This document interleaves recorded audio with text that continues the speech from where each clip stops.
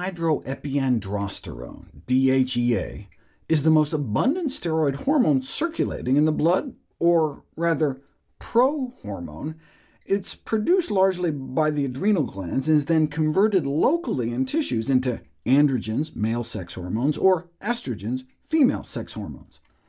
DHEA production in the body peaks between the ages of 25 to 35, and then gradually starts to decline about 2% every year.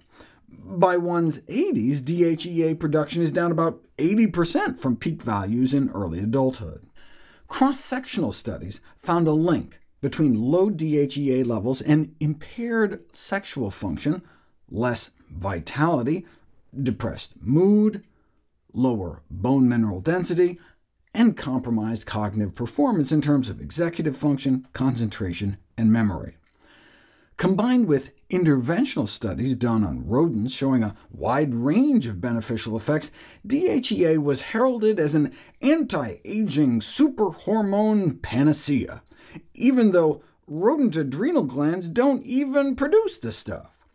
But U.S. DHEA sales grew to more than $50 million a year on the premise that replenishing youthful levels might have restorative effects.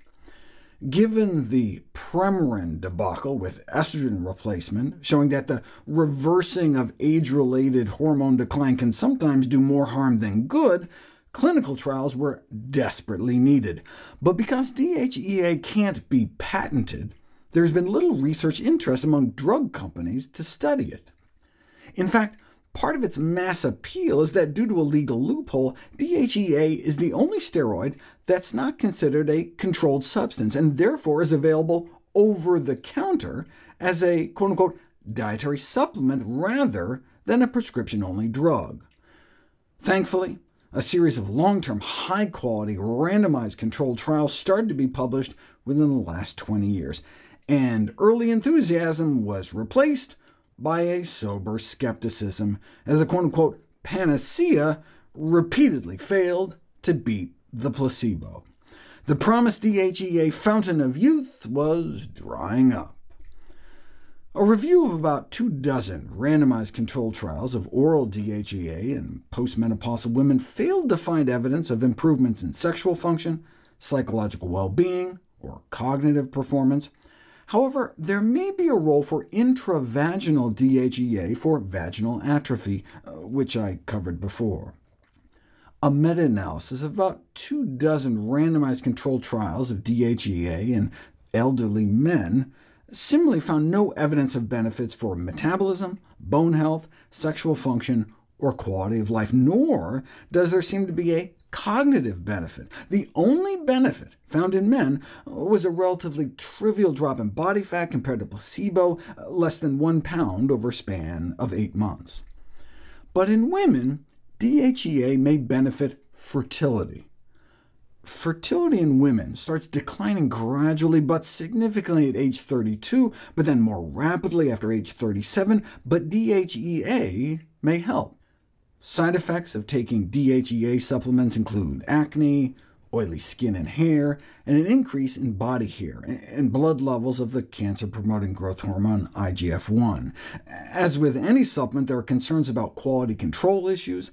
Some so-called DHEA supplements just blatantly lie and have no DHEA whatsoever, or up to like 150% of the listed dose. For these and other reasons, DHEA supplements are not recommended. Are there natural ways to boost DHEA, for example, for the fertility benefit? Lower protein intake is associated with higher levels, and an interventional trial found increasing fiber intake actively raised levels. So what about putting them together? Enter short-term impact of a lacto-vegetarian diet. After just 5 days on an egg-free vegetarian diet, blood levels of the DHEA precursor rose nearly 20%. Or you can do it the other way, take those already eating a plant-based diet and switch them to a conventional diet, and their DHEA drops up to nearly 20%. The bodies of those eating plant-based appear to hold on to the hormone better, less urinary excretion, which is normally something you only see in fasting.